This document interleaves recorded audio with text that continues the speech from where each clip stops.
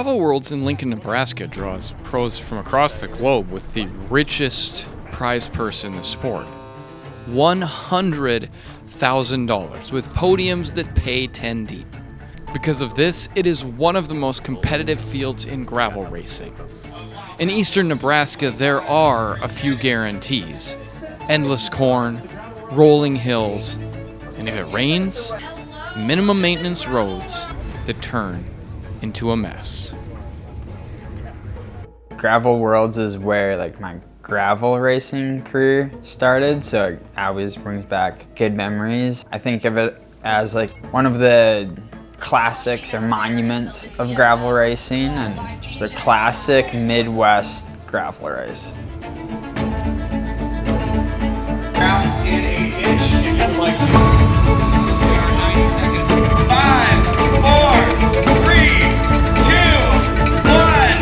Left Gravel World 2025 has begun. Good luck, gentlemen. Get in. Let's go.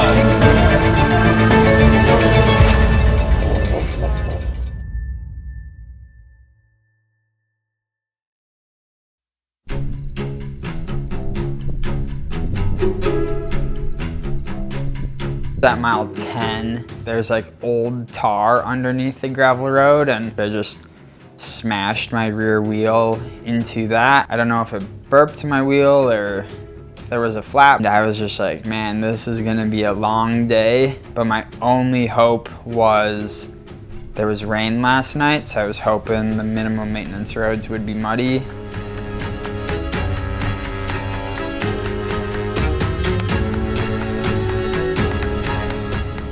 I just saw the carnage kind of happen from a distance with the MMR once we hit it at mile 15. At that point, just riding the ditch, I went from dead last to 15th on the road.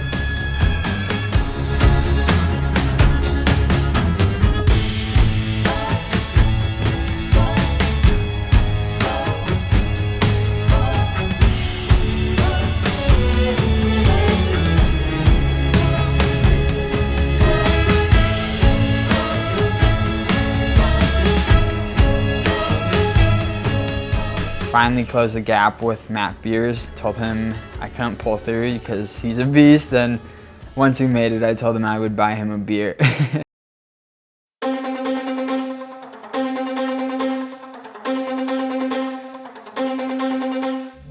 Everyone was running. Trekkie, or Brendan Johnston, started to ride on the right side of the ditch in the grass, and then it was Matt Beers, and then me.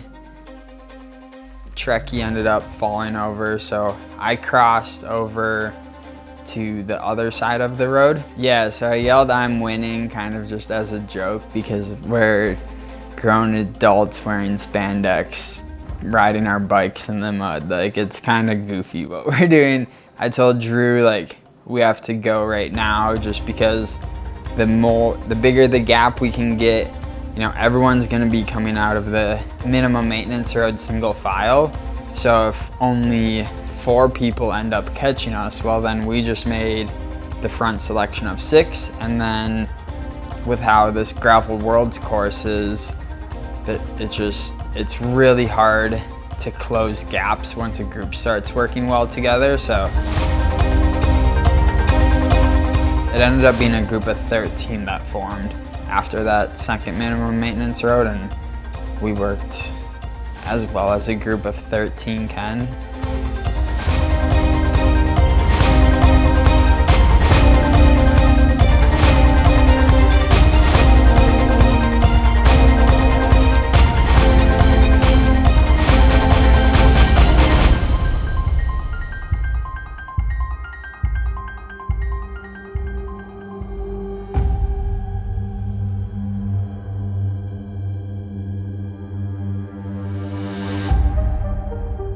So right after the aid station 1, there was probably 20 miles of rolling hills, but it was a really strong headwind, so nothing was able to get away there. Me and Simon tried to get away one time just because it's really hard to get away in a headwind if people are working together, but if people don't work together, that gap can go out pretty quickly.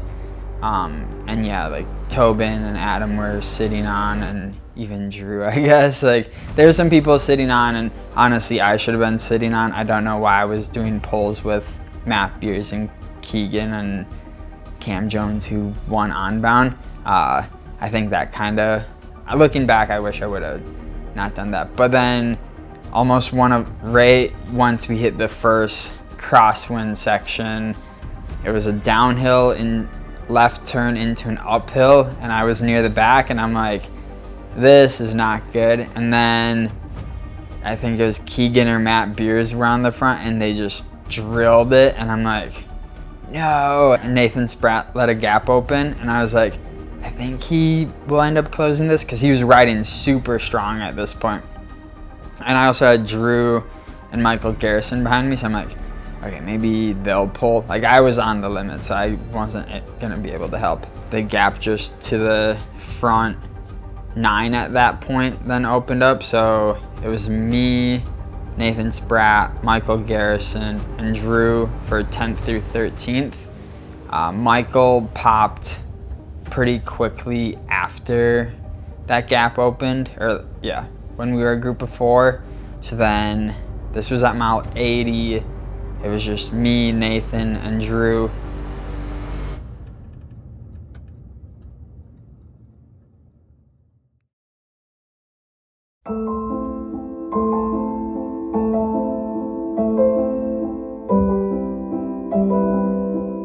I met Chase Wark for the first time in June of 2024. Got a message on Instagram, I think, from the Stable Cyclist, and I was like, yes, I think I know what this is gonna be. He finally wants me to be on his podcast. And since he lives in Minnesota, I drove to Winona with my son, and we went there to interview him. I was like, heck yeah, like it's kind of been a down period. So, and I knew JP was good with like mental health stuff, so.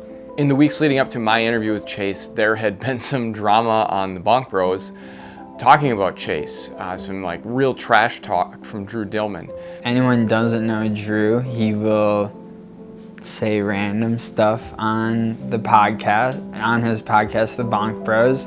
And he means it in a very like playful way, like he's not actually he's kind of smack talking you, but like. So yeah, on the podcast that I do, The Bonk Bros, his name had come up a few times on how much he was training. I think he had thrown in some like 40-hour training weeks, and at that time that was like mind-boggling, like 40 hours, who in the right mind would do that? And me seeing that, commented on it during our podcast. I think the ones who train so much that now it's like they're screwed.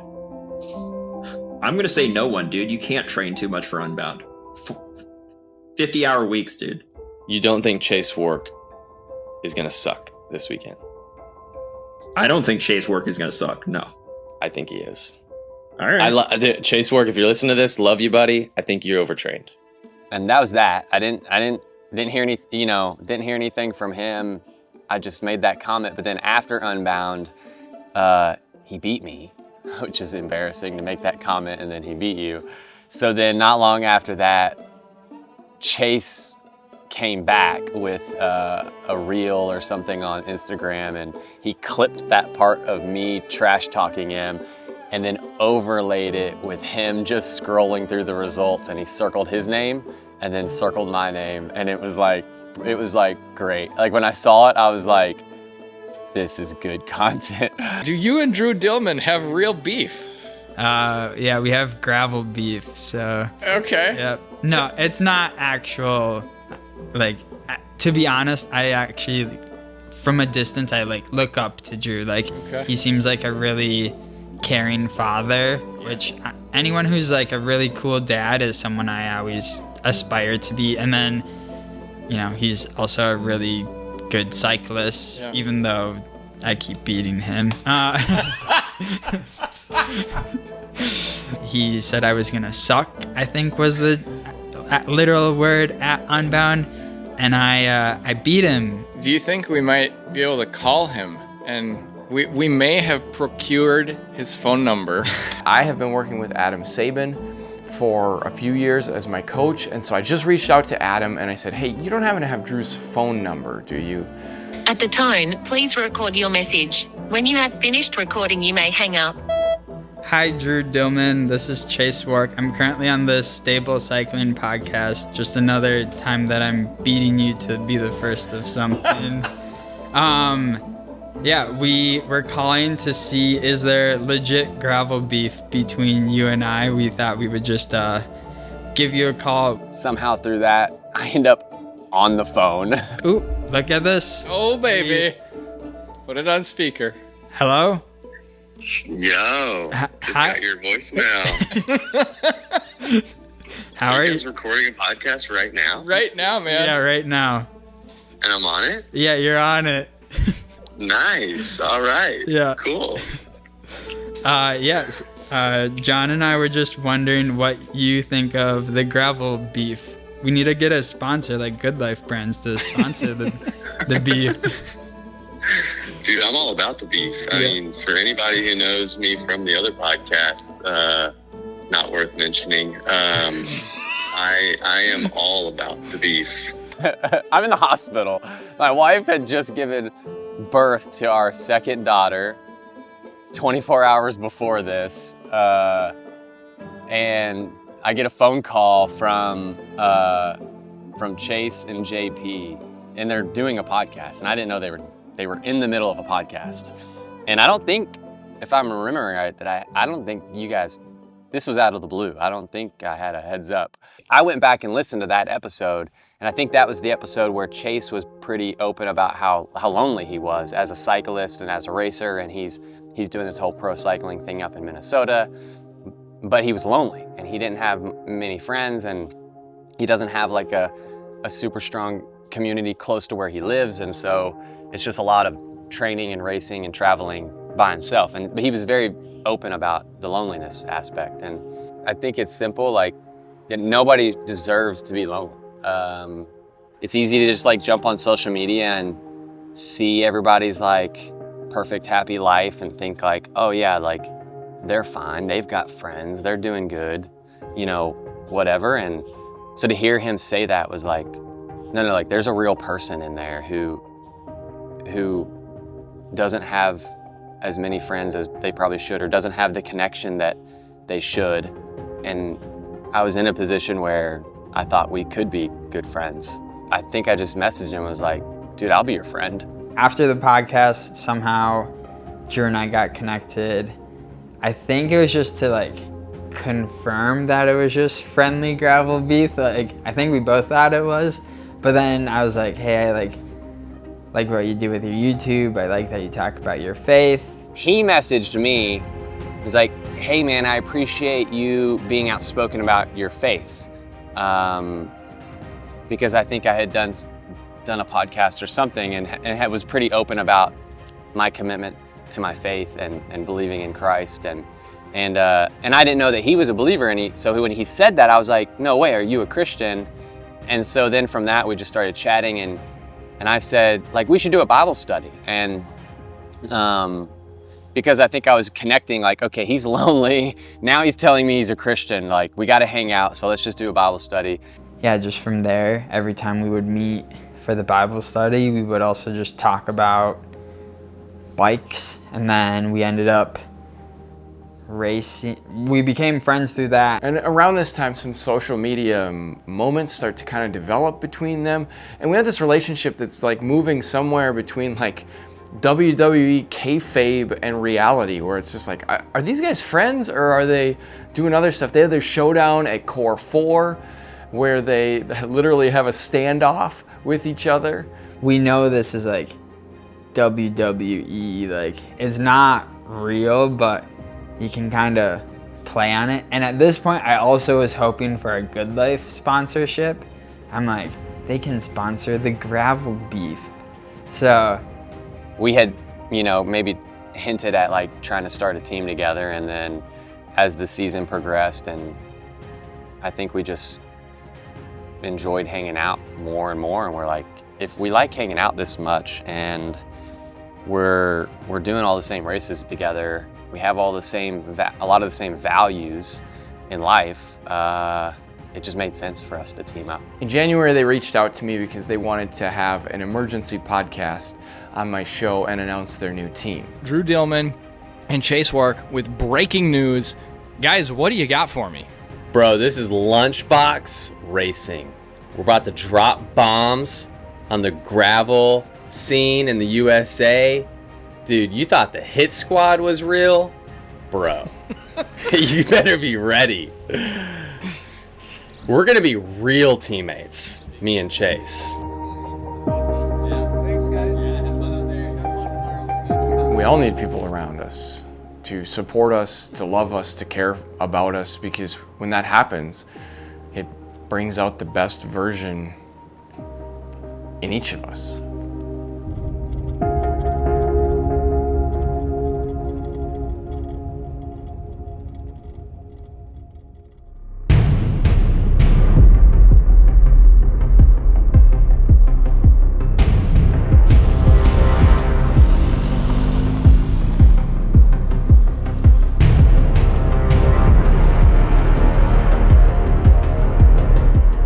From mile 80 to literally mile, I think like 147, we all took our turns. We never really skipped a turn. Sometimes the turns would shuffle a little bit if someone hops in front in a turn or whatever.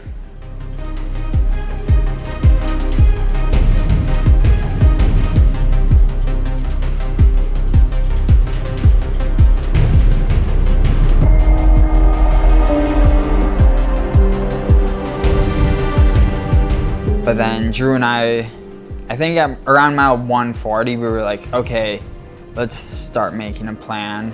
And I told Drew I wanted to sprint against Nathan, so Drew was gonna have to be the one to go. Well, I couldn't even pull through at 300 watts. I'm like, how am I gonna get away at 350 or 400 watts? But I knew if I was sitting on to Nathan, I can do a 30-second effort no matter how fatigued my legs are. So that's why I wanted to sprint, and Drew just seemed so strong out of our group.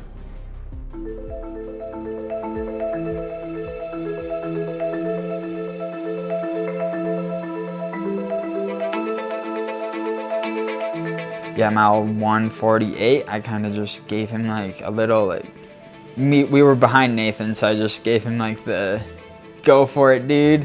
And then he went away. Nathan didn't even bat an eye at Drew. He kind of was just like, okay, whatever. Coming across in 9th place. 10th place. And then he was just pulling me in. And then I was actually, this whole time I was probably looking from mile 8, like 120 to the finish. I was looking back just to make sure there was no groups, because of that mud section and the heavy start list. I'm like, you could have John Borstelman and Pete Stetna just hauling for the last however many miles to catch us. So with like a mile to go, I looked back, just one last final check, and I saw two people like really, it felt like they were closing the gap on us, and I was like, Nathan, we have to like get going.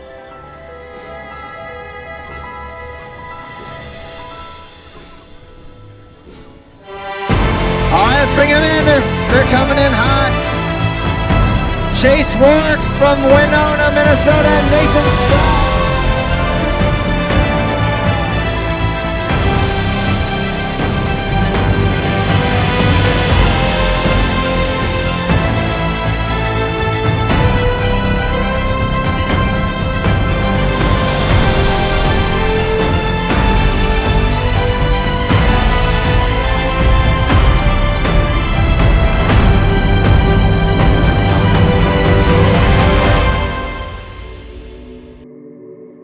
You ended the first episode this year like in an identity crisis. You went through this whole evolution this summer like that I got to watch. How rewarding was it for you to put it all together? I mean, you put it together today, right? Especially when you think about that guy sitting at that house in Emporia, like questioning every decision you were making. I mean, I still kind of question it. Like, if I'm being honest, I don't know. Like, yeah, it's hard because the legs were good today, but like being realistic, if the mud wasn't there, like, I don't know how I would have done. But that's gravel racing. It's like there's always gonna be something. So yeah, I don't know. I feel like I've just evolved and like, evolved as like a dad, kind of becoming more, okay, this is my job. Like, we are gonna miss our kid when we go training. That's okay. Abigail and I have like kind of got a better system down. So I think I've taken pressure off of myself. Just, yeah, because I'm like, I guess over the past like month or so, I've talked with most of my sponsors and they want to work together for next year. So that's like a huge weight off of my shoulder. And there's been other weights on my shoulder that have been added that have kind of just taken away from like the pressure of bike racing in general. Yeah.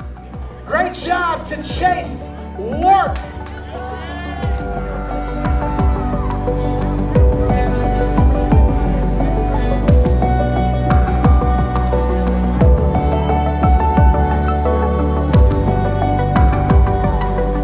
Been really fun to do, and I hope people have gotten to see the behind the scenes of a professional gravel racer, event director, dad, coach, yeah, aero dork.